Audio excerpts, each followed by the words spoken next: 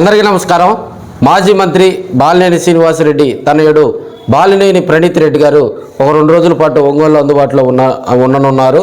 దీనికి సంబంధించి ఆ పార్టీ కార్యాలయం నుంచి కూడా కార్యకర్తలు నాయకులకు వారికి ఏదైనా అవసరాలు ఉన్నా కూడా అంటే కార్యకర్తలతో ఇంటరాక్ట్ అవుతారని కూడా మనం చెప్పుకోవచ్చు. అదేవిధంగా హైదరాబాద్ నుంచి కూడా ఆయన గత రాత్రి మరి ఒంగోలు చేరుకోవడం జరిగింది. వారి కుటుంబానికి సంబంధించి కొన్ని శుభకార్యాల్లో పాల్గొనేందుకు, అదేవిధంగా సంతమాగులూరులో కూడా మరి ఒక దేవాలయంలో విగ్రహ ప్రతిష్ట కార్యక్రమాల్లో పాల్గొనేందుకు కూడా ఆయన మరి ఈ 2 రోజుల పాటు ఆ కార్యక్రమాల్లో పాల్గొంటారని కూడా చెప్పుకోవచ్చు.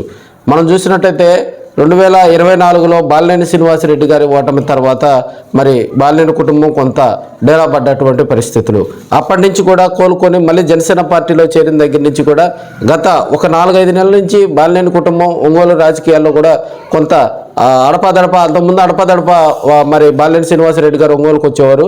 అయితే గత 2 రోజుల క్రితం కూడా ఆయన మార్కాపురంలో వివిధ శుభకార్యాల్లో పాల్గొనేందుకు బాలినేని శ్రీనివాసరెడ్డి గారు రావటం జరిగింది.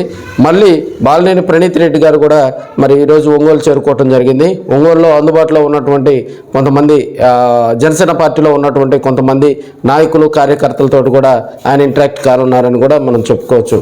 రాజకీయంగా బాలినేని శ్రీనివాసరెడ్డి కుటుంబానికి మరి ఇప్పుడు పవన్ కళ్యాణ్ గారికి కూడా శస్త్రచికిత్స జరిగిన నేపథ్యంలో కొన్ని రోజులు మ్యాక్సిమం వచ్చే నెల నుంచి కూడా బాలినేని కుటుంబం యాక్టివ్గా రాజకీయాల్లో మరి ఉమ్మడి ప్రకాశం జిల్లా వేదికగా కూడా రాజకీయాల్లో కొంత యాక్టివ్ అవుతారని కూడా మనం చెప్పుకోవచ్చు.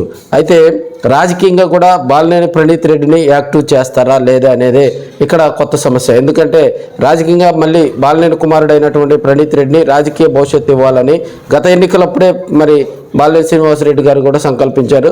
అయితే అది కార్యరూపం దాల్చలేదు. ప్రస్తుతం జనసేన పార్టీలో ఉన్నారు కాబట్టి మరి కుమారుడు ప్రణీత్ రెడ్డిని కూడా రాజకీయంగా కొన్ని కార్యక్రమాల్లో పాల్గొనేలాగా కూడా జనసేన పార్టీలో చేరిన దగ్గర నుంచి మరి పొలిటికల్ ఇష్యూస్లో కూడా పొలిటికల్ కార్యక్రమాల్లో కూడా ప్రణీత్ రెడ్డి పాల్గొంటూ ఉన్నారు. మొన్న జనసేన పార్టీకి సంబంధించి కొన్ని సభ్యత్వాలు వాటిని పూర్తి చేసే క్రమంలో కూడా మరి ఒక వారం రోజుల పాటు ఒంగోలులో ఉండే కార్యకర్తలు నాయకులు నియోజకవర్గాల వారీగా ఉమ్మడి ప్రకాశం జిల్లాలో ఉన్నటువంటి నియోజకవర్గాల వారీగా కూడా మరి ఆ డేటా అంతా తెప్పించుకొని సభ్యత్వాలు కూడా జనసేన పార్టీకి సంబంధించినటువంటి సభ్యత్వాలు కూడా కొంత స్పీడప్ చేశారని మనం చెప్పుకోవచ్చు.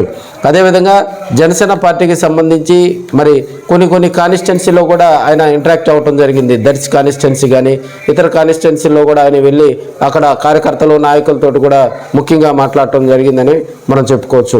బాలినేని తనయుడిగా రాజకీయ అరంగేటం ప్రణీత్ రెడ్డి రాబోయే ఎన్నికల్లో చేస్తారని మరి బాలినేని వర్గం చెప్తున్నటువంటి అంశం. అయితే రాబోయే రోజుల్లో కూడా మరి పవన్ కళ్యాణ్ గారు కనుక బాలినేని కుటుంబానికి ఒక మంచి ప్రయారిటీ ఇస్తూ నామినేటెడ్ పదవి కనుక ఇస్తే ఖచ్చితంగా కూడా ప్రణీత్ రెడ్డి రాజకీయంగా కూడా మంచి ఉజ్వల భవిష్యత్తు ఉంటుందని మరి అందరూ కూడా ఆశపడతా ఉన్నారు. చూద్దాం మరి. ఎందుకంటే పవన్ కళ్యాణ్ గారికి శస్త్రచికిత్స జరిగిన నేపథ్యంలో ఆయన రెస్ట్లో ఉన్నారు కాబట్టి మేబీ నెక్స్ట్ మంత్లో కూడా బాలినేని శ్రీనివాసరెడ్డి గారు మరి పర్సనల్గా కూడా పవన్ కళ్యాణ్ గారిని కలిసి రాజకీయంగా మళ్ళీ యాక్టివ్ అవుతారని కొంత చర్చ అయితే నడుస్తూ ఉంది. ఒక మంచి మాస్ లీడర్గా పేరు పొందినటువంటి బాలినేని లాంటి లీడర్ కనుక ఉమ్మడి ప్రకాశం జిల్లాలో రాజకీయాలు యాక్టివ్ అయితే, ఎందుకంటే ఆయనకు అటు వైసీపీ లీడర్స్ తోటి పరిచయాలు ఉన్నాయి, టీడీపీ లీడర్స్ తోటి పరిచయం ఉన్నాయి, ప్రస్తుతం ఆయన జనసేన పార్టీలో ఉన్నారు. సో 3 పార్టీల్లో కూడా ఆయనకంటూ ఒక స్టార్ దమ్ ఉన్నటువంటి లీడర్గా ఆయన చెప్పుకోవచ్చు. రాజకీయంగా ఆ కుటుంబం కనుక యాక్టివ్ అయితే మరి ఆ కుటుంబ కనుసైగల్లో పనిచేసేటువంటి లీడర్షిప్ ఉంది. బాలినేని కుటుంబాన్ని కనిపెట్టుకుని ఒంగోలులో కూడా కొంత మరి ఆయన వర్గంగా చెప్పుకునే వారంతా కూడా మరి యాక్టివ్ అవుతారని తెలుస్తూ ఉంది. రాబోయే రోజుల్లో ఆ కుటుంబం మరింత ముందుకు పోవాలని వారంతా మరి సంకల్పిస్తూ ఉన్నారు. చూశారు కదా ఫ్రెండ్స్. దీనిపై మీ స్పందన స్పష్టంగా తెలియజేయండి. మీ కామెంట్ను కూడా మరి స్పష్టంగా నాకు చెప్పండి.